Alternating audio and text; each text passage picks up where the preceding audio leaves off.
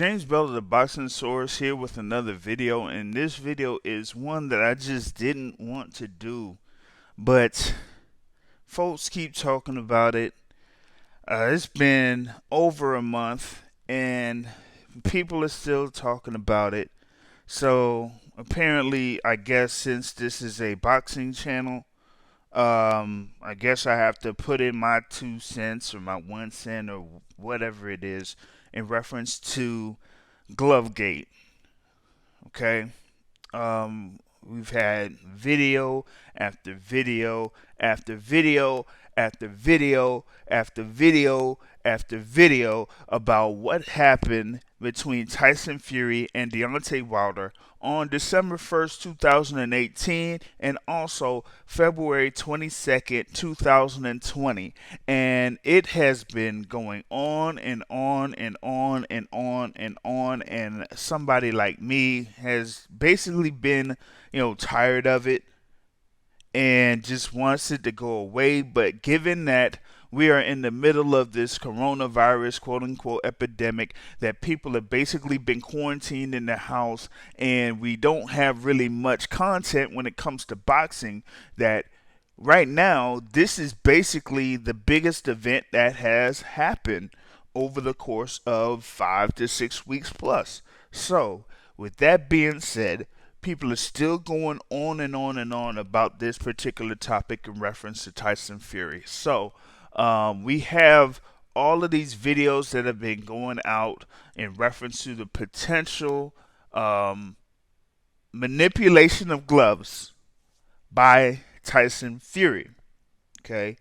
Um, we've had this Pharaoh guy or whoever it is that's talked about this glove manipulation, and he puts in photos of Tyson Fury's gloves that came from the first fight.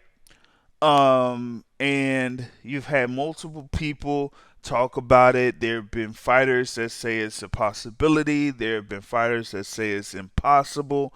There's been, Cutman Jorge Capetillo of Tyson Fury's group or, crew that basically showed a video on World Boxing News showing how they tape the gloves and tape his hands, and how it's fairly, impossible for Tyson Fury to manipulate the gloves. Okay. My thing is this, right? Whether there is, bias towards a certain fighter or bias towards another fighter or not, you're going to have some type of bias one way or another. All right. So I'll get backlash for this. Who cares, right? If y'all have followed me and follow my podcast, you know who I've been labeled as. So that's out of the way off the rip. Now, what I want to go into is how this is kind of hard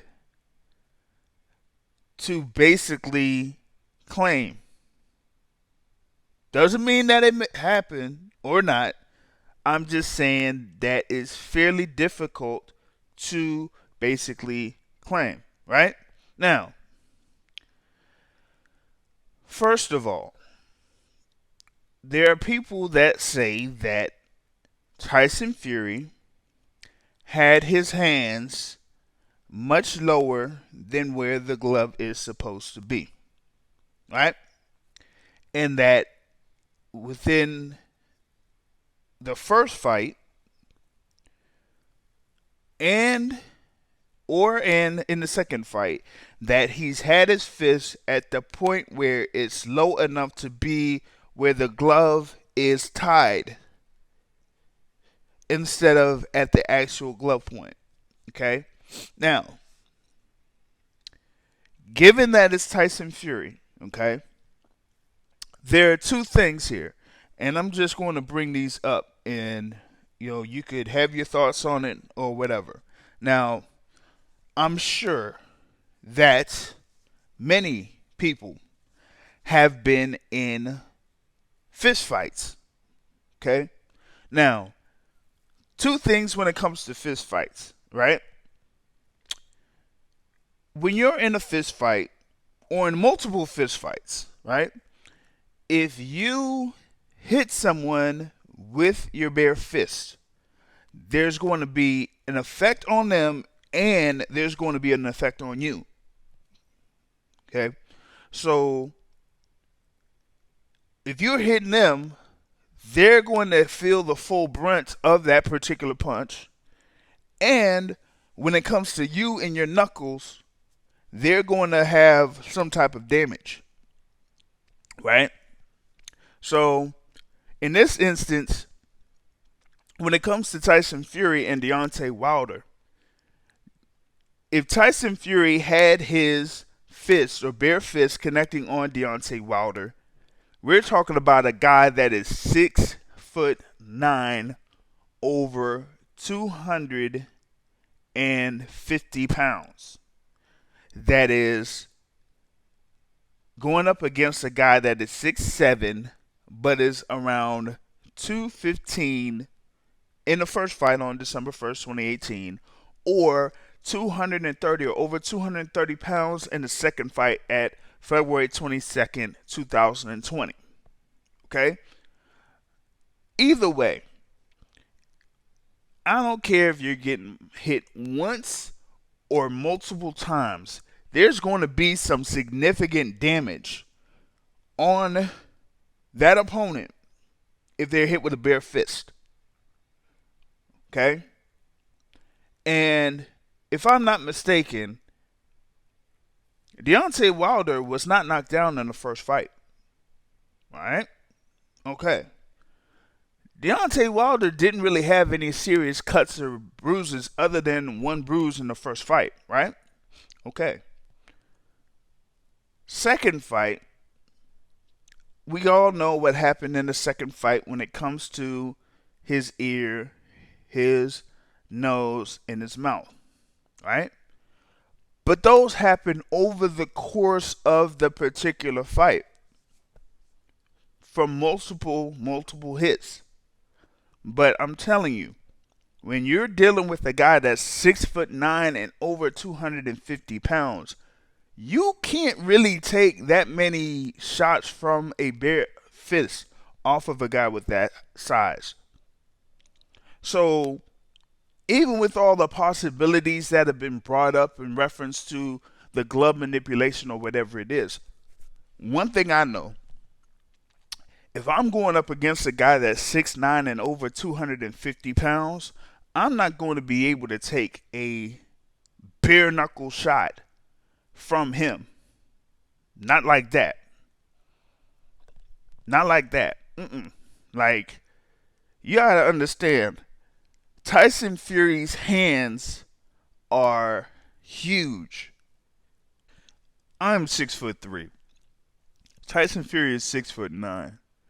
So you gotta compare it to where, somebody that's maybe around 6'6", 6'7", or whatever it is, and dealing with somebody that is, much bigger than they are, like a Big Show from WWE or whatever it is, if you're into the whole wrestling thing, if it's still real to you, damn it, or whatnot.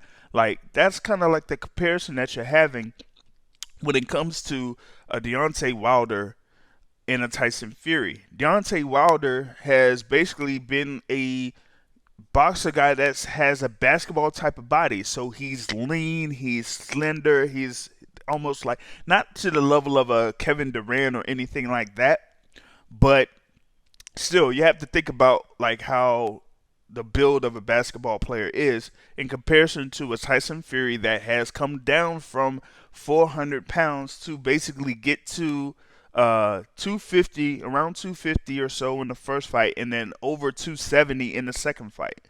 So if you're dealing with somebody that's 6'9", 270 pounds, then you're not going to be able to take that many shots straight up if those gloves are supposedly manipulated. Okay? That's number one. Number two, there is a video out um, of a boxer that's from Detroit, and he said that there's a little tactic that they do over in Detroit where they're able to move around the gloves and slip around it to kind of like move it to the point of where they could, move their hand around there a little bit. And that there's a possibility that, Tyson Fury did that because it's a common practice. But here's my thing on that. While it's a theory, that is a theory that also could be applied to anyone that has been around the Conch Gym or anyone that fights out of Detroit. So if you're going to apply that to Tyson Fury, then you could apply that to anybody that's fought around Detroit or, who has trained in a gym in Detroit. I'll give you a quick example. Who's from Detroit that's a boxer that recently, won a world title but ended up losing it in a rematch? Tony Harrison. He fought Jamel Charlo twice. So, him being from Detroit, he could possibly be put in that same boat if you're going to say that this is a tactic that Detroit fighters do when it comes to manipulating the gloves and trying to, do some things in order to get a supposed advantage. So if you're going to say that it's possible with Tyson Fury, then it's also possible for somebody like a Tony Harrison. But you're not going to basically see that. Okay? So that's one. Okay? And here's the other thing that I wanted to basically get this out of the way and just, finish it off. Okay? All of these complaints about gloves being manipulated. Okay? In the first fight and the second fight. And to this day, Al Heyman, Shelly Finkel, JD's, Mark Breland, and Deontay Wilder have not filed a formal complaint to the state athletic commissions in California or Nevada in reference to either fight. It has been a month after the rematch, more than a month after the rematch. It has been over a year since the first fight. And not one formal complaint has been brought up by the party representing Deontay Wilder. Not one. So while you're going to have these videos and all these things that come up and whatever it is, listen, if something happened, really happened, whether you supposedly have video evidence or anything like that, why is it that Al Heyman, Shelly Finkel, JD's, Mark Breland, or Deontay Wilder have not filed a formal complaint yet? Not once. Not even a video to say, oh, Tyson Fury did this. There's no video of Deontay Wilder saying, oh, Tyson Fury didn't really beat me. He didn't really beat me. He manipulated his gloves. He cheated. We're talking about Deontay Wilder, one of the most prideful fighters that we have in the sport. Mr. Speak it, believe it, receive it. Speak it, believe it, receive it. And yet he hasn't spoken on this particular issue when it comes to Tyson Fury's gloves. So if they haven't really said much of anything about it, then that tells you a lot right there.